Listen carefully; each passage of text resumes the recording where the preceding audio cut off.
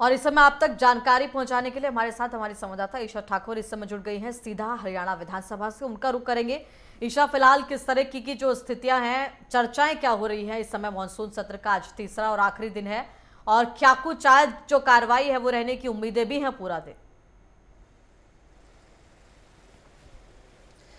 जी विशाखा, जो मानसून सत्र की कार्रवाई है वो अभी भी जारी है। सुबह 11 बजे मानसून सत्र की कार्रवाई हुई थी, शुरू हुई थी और प्रश्नकाल के साथ इसकी शुरुआत हुई है। आज राष्ट्रीय खेल दिवस है तो सबसे पहले ज्ञानचंद गुप्ता जो कि हरियाणा के विधानसभा स्पीकर हैं, उनकी तरफ से यहाँ पर शुभकामनाएं दी। उसके बाद प्रश्नकाल यहाँ पर शुरू हुआ है। यहाँ पर कांग्रेस के जो तमाम विधायक हैं उनकी तरफ से लगातार जो जमीनी स्तर से जुड़े उनके हल्के की जो समस्याएं हैं उसको लेकर जितने भी सवाल हैं वो सरकार से यहाँ पर पूछे जा रहे हैं। मामन खान जो कि विधायक है कांग्रेस के फिरोजपुर झिरका से, जिनको लेकर बहुत ही ज्यादा हंगामा हुआ था सदन के भीतर, क्योंकि नूह हिंसा में लगातार उनका नाम सामने आ रहा है। और यहाँ पर कांग्रेस के जो नेता हैं मामन खान और विधायक हैं फिरोजपुर झिरका से, पुलिस की तरफ से उन्हें कल पूछताछ के लिए बुलाया गया है। 30 तारीख का उन्हें नोटिस भी दिया गया है। मुख्यमंत्री मनोहर लाल खट्टर की तरफ से यहाँ खुद भी कहा गया है कि मामन खान का नाम सामने आया है और ऐसे में पुलिस पूछताछ करेगी। उसके बाद जांच जब आगे बढ़ेगी उसके बाद ही पता चल पाएगा कि वो आखिरकार इस पूरे घटनाक्रम में शामिल थे या नहीं। और लेकिन मुख्यमंत्री और जो हरियाणा के गृह मंत्री हैं उनका भी ये कहना है कि कांग्रेस के दूसरे नेता और विधायक जो हैं इस मामले में जो हिंसा हुई थी 31 जुलाई को उसमें शामिल हैं। तो ऐसे में क्या वो सच में शामिल है या महज ये आरोप है, ये देखने वाली बात होगी कि उसको लेकर भी माना जा रहा है कि आज हंगामा हो सकता है। लेकिन मामन खान की तरफ से एक मुद्दा उन्हों को लेकर उठाया गया है कि बिजली चोरी लगातार हो रही है, लेकिन रंजीत चौटाला जो कि हरियाणा के बिजली मंत्री हैं उनका कहना है कि लगातार रेड भी की गई है लेकिन ऐसा मुद्दा नहीं है।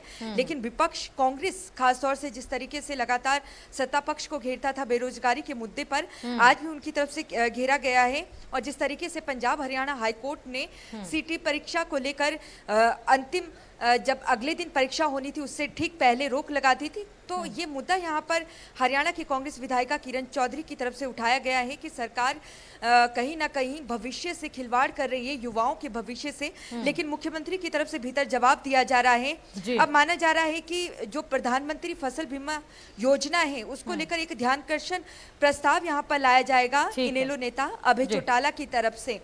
और अभय चौटाला आज चर्चा में भी है, वो इसलिए क्योंकि इंडिया गठबंधन की अगर बात करें, नीतीश कुमार लगातार उनके संपर्क में है और उनकी तरफ से ये पेशकश की गई है कि इनेलो इंडिया गठबंधन में आए। तो ये भी चर्चा इस वक्त गर्म है। लेकिन इस पर भी निगाहें रहेंगी सबकी कि इनेलो शामिल होती है इंडिया गठबंधन के अंदर या नहीं, साफ तौर पर यह स्पष्ट होगा बैठक के दौरान। लेकिन देखिए, नूह हिंसा को लेकर चर्चा की मांग लगातार विपक्ष की तरफ से की जा रही है। अभी तक 2 दिन की कार्रवाई हुई है, दोनों दिनों में कोई चर्चा सरकार की तरफ से नहीं की गई। प्रश्न पूछने के यहाँ पर जो समय है वो भी नहीं दिया गया। आपको क्या लगता है आज आखिरी दिन नूह मामले को लेकर जो हिंसा है और उस पर कार्रवाई को लेकर क्या सवाल पूछने जाएगा, हंगामा देखने को मिलेगा विपक्ष की तरफ से? जी विशाखा, जब मानसून सत्र का दूसरा दिन बीते कल था, कांग्रेस की तरफ से नूह हिंसा मामले को लेकर स्थगन प्रस्ताव लाया गया। और हरियाणा के पूर्व मुख्यमंत्री नेता प्रतिपक्ष भूपेंद्र सिंह हुड्डा की अगर बात करें, उनकी तरफ से ये मांग की गई कि हाईकोर्ट की सिटिंग जज से इस मामले की जांच की जाए। और उनका ये भी आरोप है कि मुख्यमंत्री की तरफ से जांच से बचा जा रहा है। उनकी तरफ उनका ये बड़ा आरोप यहाँ पर भूपेंद्र सिंह हुड्डा ने लगाया है कि मुख्यमंत्री जांच के आदेश नहीं दे रहे हैं। ऐसे में कहीं ना कहीं दाल में काला है। एक तरफ कांग्रेस भारतीय जनता पार्टी पर यह आरोप लगा रही है कि कहीं ना कहीं बीजेपी की तरफ से इस नूह हिंसा को बढ़ावा दिया गया। दूसरी तरफ कांग्रेस के नेताओं पर हमला भर है भारतीय जनता पार्टी, मुख्यमंत्री भी और हरियाणा के गृह मंत्री अनिल विज भी। और उनकी तरफ से ये कहा गया है क्योंकि मामन खान की अगर बात करें, फिरोजपुर झिरका से कांग्रेस के विधायक हैं, उनका नाम लगातार इस सामने आ रहा है। सोशल मीडिया में उनकी वीडियो लगातार वायरल हो रही थी जिसमें भड़काऊ भाषण देते हुए वो नजर आ रहे हैं, उनका नाम सामने आया है। इसके अलावा हरियाणा के गृह मंत्री अनिल विज यहाँ तक कहते नजर आ रहे हैं कि कांग्रेस के अन्य पदाधिकारी भी इसमें शामिल हैं। बीते कल भी बड़ा हंगामा हुआ था इसको लेकर और आज भी माना जा रहा है कि नूह हिंसा मामले को लेकर हंगामा हो सकता है, क्योंकि मामन खान कांग्रेस के जो विधायक हैं अभी विधानसभा परिसर अंदर विधानसभा सत्र में ही सदन के भीतर वो मौजूद हैं। तो ऐसे में कल के लिए उन्हें नोटिस भेजा है, उनसे जांच पूछताछ की जाएगी, जांच पड़ताल की जाएगी। तो ऐसे माना जा रहा है कि उन पर हमलावर हो सकती है बीजेपी। ठीक है ईशा, अभी देखिए 2 दिन की कार्रवाई हुई है। अगर बात करें सरकार की तरफ से क्या कुछ महत्वपूर्ण प्रस्ताव भी इस मॉनसून सत्र में पारित किए गए हैं जिनकी उम्मीदें थी और वो सरकार की तरफ से उन पर मोहर लगी? जी बिल्कुल, देखिए एक तरफ तो जो कांग्रेस है पूरी तरीके से सरकार को घेरने की मोर्चाबंदी उनकी तरफ से अंदर की गई है।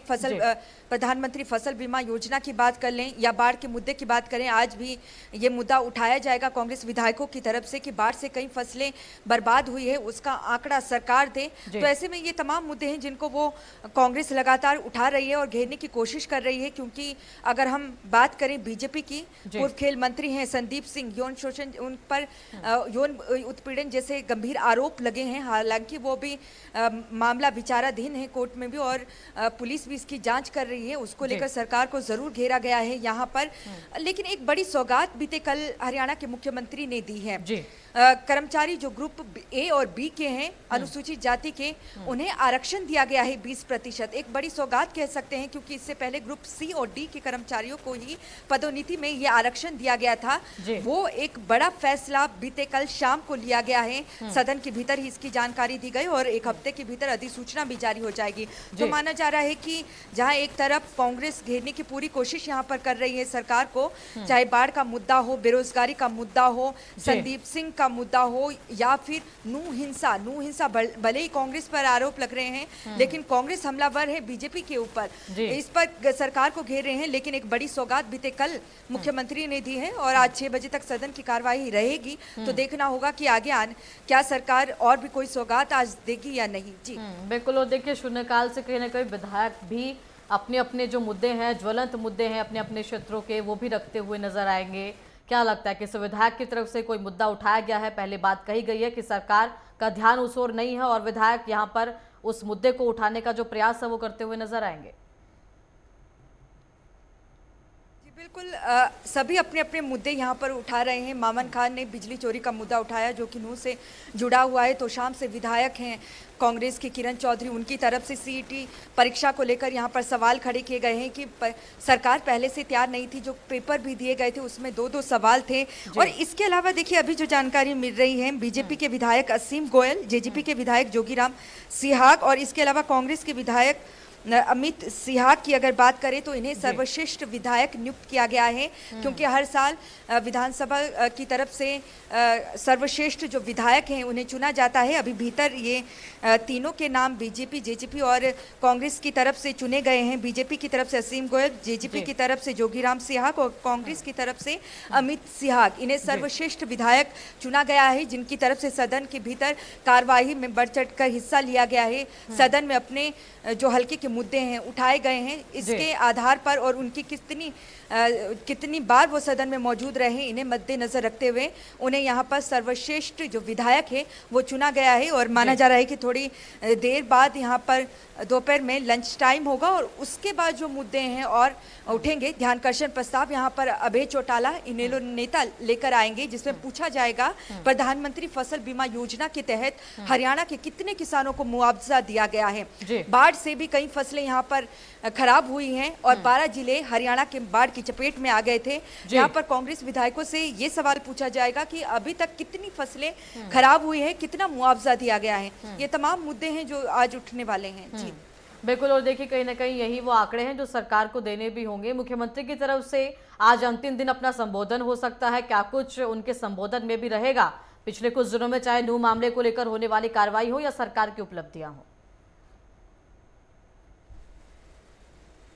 बिल्कुल, देखिए क्योंकि यहाँ पर प्रश्नकाल की शुरुआत हुई है, जो सदन की कार्यवाही प्रश्नकाल के साथ ही उसकी शुरुआत हुई है और जो प्रश्न यहाँ पर लगे हैं उससे संबंधित जो मंत्री हैं वो जवाब दे रहे हैं। साथ ही मुख्यमंत्री की तरफ से यहाँ पर लगातार जवाब भी दिया जा रहा है। सीईटी की परीक्षा को लेकर यहाँ पर घेरा गया था मुख्यमंत्री को, लेकिन मुख्यमंत्री की तरफ से उसके तमाम जवाब दिए गए हैं। और साथ ही मुख्यमंत्री का कहना है कि जो भी विधायक सवाल पूछना चाहता है वो लिख कर दे दे और वो हर सवाल का जवाब देने के लिए तैयार हैं। यहाँ पर देखिए परिवार पहचान पत्र की अगर बात करें उस पर भी धांधली के आरोप यहाँ पर कांग्रेस की तरफ से लगाए जा रहे हैं। परिवार पहचान पत्र के लिए क्या नियम, क्या एक्ट के लिए क्या नियम बनाए गए हैं सरकार की तरफ से, उसकी जानकारी अभी तक सदन में जो मुख्यमंत्री हैं उनकी तरफ से नहीं दिया गया है, सरकार की तरफ से नहीं दिया गया है। ये कांग्रेस के आरोप हैं।